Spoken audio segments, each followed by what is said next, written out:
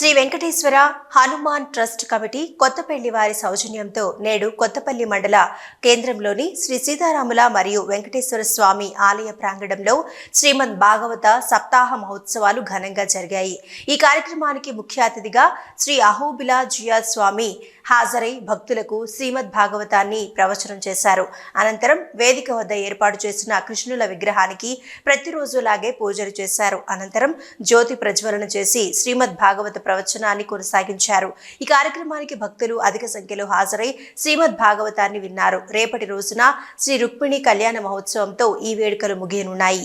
ఈ సందర్భంగా ఆలయ కమిటీ సభ్యులు గోపాల్ రెడ్డి మాట్లాడుతూ కొత్తపల్లి మండల కేంద్రంలోని శ్రీ వెంకటేశ్వర స్వామి ఆలయ ప్రాంగణం వద్ద భాగవత సప్తాహ కార్యక్రమాలు కొనసాగుతున్నాయని, ప్రతిరోజు వేల సంఖ్యలో భక్తులు హాజరై ఈ భాగవత కార్యక్రమం వింటున్నారని, ఈ భాగవత సప్తాహ కార్యక్రమాన్ని శ్రీ అహోబిల జిఆర్ స్వామి వారు ప్రవచనం చేస్తున్నారని, వారి ప్రవచనం వినడం మేము అదృష్టంగా భావిస్తున్నామని, అదేవిధంగా వారికి ప్రత్యేక కృతజ్ఞతలు తెలియజేస్తున్నామని తెలిపారు.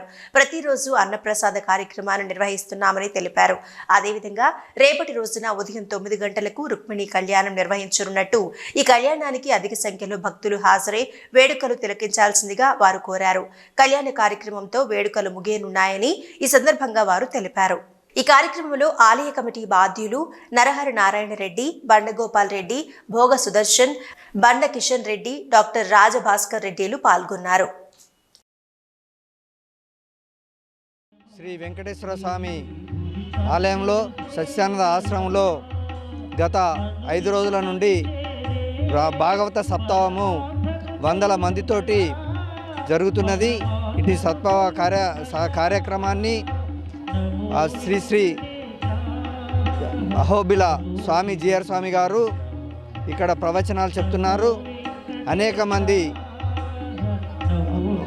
భక్తులు ఈ యొక్క ప్రవచనాలు వినడానికి వస్తున్నారు. కొత్తపల్లి వారే కాకుండా చుట్టుపక్కల గ్రామాల వారు, కరీంనగర్ పట్టణం వాళ్ళు 100 మంది వస్తున్నారు. ఎంతో వైభవంగా జరుగుతున్నది. నిజంగా ఈ యొక్క ప్రవచనాలు విన్న వారు పునీతులై వారి స్వామివారి శ్రీకృష్ణ భవనికి పాత్రులవుతారని ఆశిస్తూ, రేపు రుక్మిణి కళ్యాణము 9 గంటలకు స్టార్ట్ అయ్యి 12-1 గంట వరకు పూర్తవుతుంది. భక్తులెల్లరూ కరీంనగర్ పట్టణం వారు కానీ చుట్టుపక్కల గ్రామాల వారు అందరూ వచ్చి రుక్మిణి కళ్యాణ ఉత్సవానికి రాగలరని ప్రజలందరినీ కోరుచున్నారు.